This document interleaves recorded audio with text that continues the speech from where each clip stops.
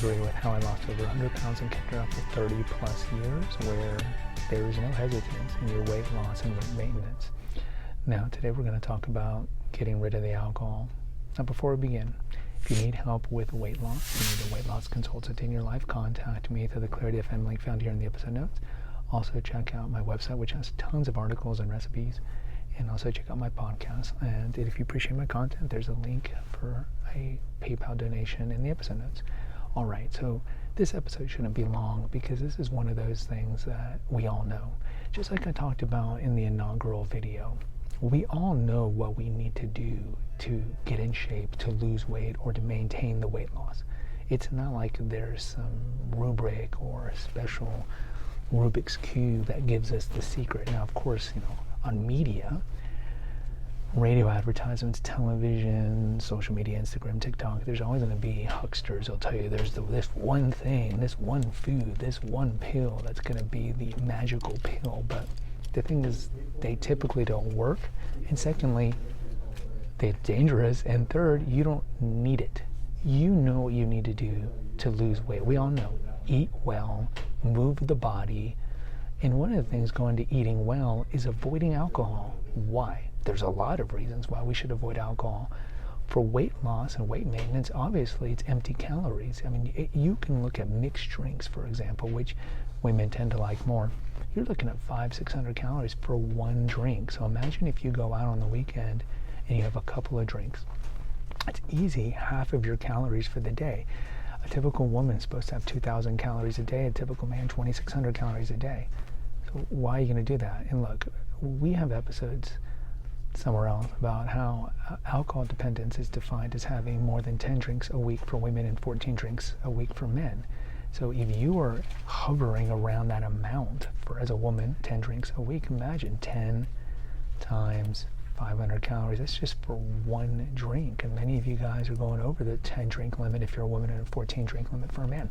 So we know that calories is just empty. Like, if you have to consume calories, which we do, don't drink your calories. We'll have a separate episode on non-alcohol, but alcohol is very pernicious to your weight loss and weight management.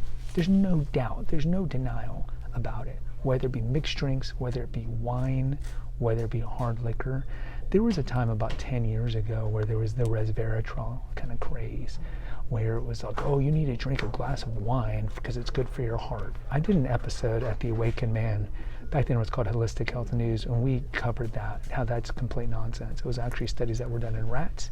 There were no studies that shown that in humans it's efficacious. And even if it proved to be efficacious in humans, alcohol, as it's broken out as ethanol, is destructive for every other organ in your body. So it's not worth it. So alcohol needs to get purged from your diet. So that's the main reason, it's just empty calories. Number two, it shortens your life expectancy, 7 to 10 years. We know it's a class 1 carcinogen, so it's linked to cancer, smoking, obesity, and alcohol, all class 1 carcinogens. So if you want to live a long time, if you want to have a good quality of life, that's another reason to cut the alcohol.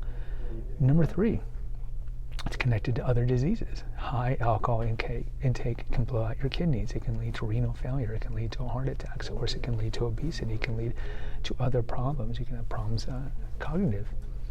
Number four, when you consume alcohol and food, let's say you go out at night on the town, your body is going to prioritize by trying to metabolize the alcohol as quickly as possible because alcohol is poison and it recognizes that it's poison.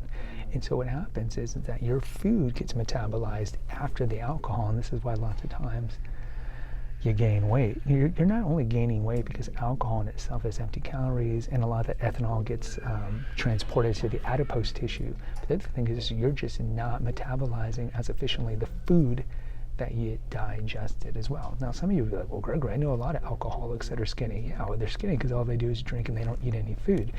But most of you guys aren't like that. Now, some of you might be like, I know this. Obviously, I know this. I can't stop.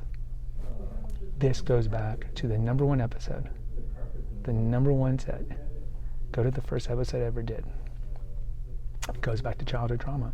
Again, you have a disordered relationship with alcohol. I would tell you, and this is one of the keys to my success, is that I've never been drunk. Never been drunk. I was fortunate in that I was fat when I was in those peer pressure popular years of high school and college, never invited to a party. It was a blessing in disguise.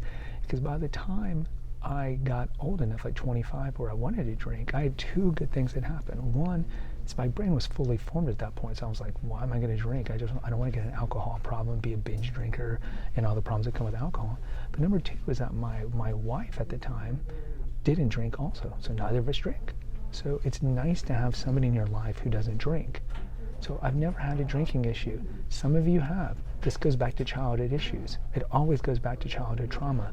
You have a disordered relationship with alcohol. Like if I tell you I can't not have a drink a day or get drunk on the weekends, I think you know on one level, regardless of cognitive dissonance, that you have a disordered relationship with alcohol.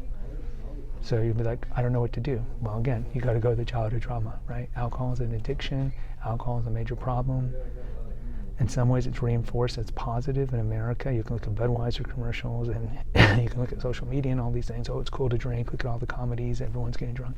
But you know, it's they don't care about your well-being. Big Food doesn't care about your well-being. Budweiser doesn't care about your well-being.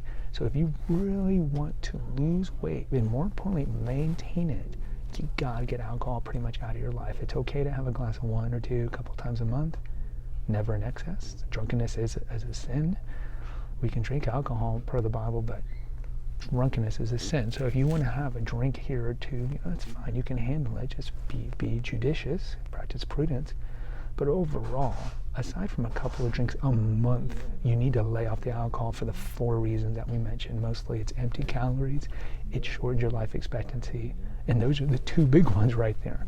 So eliminate it. It might take time for some of you guys because you are alcohol addicted, you are enabled, and there might be people in your life that push you to drink, but eventually, incrementally, you gotta get the alcohol out. And if you are really addicted to alcohol and you don't think you can do it, you can do it, brothers and sisters, you can, but you probably need to get some professional help, and you really gotta address that childhood trauma that's made you have a disordered relationship with alcohol, just like you have a disordered relationship with food.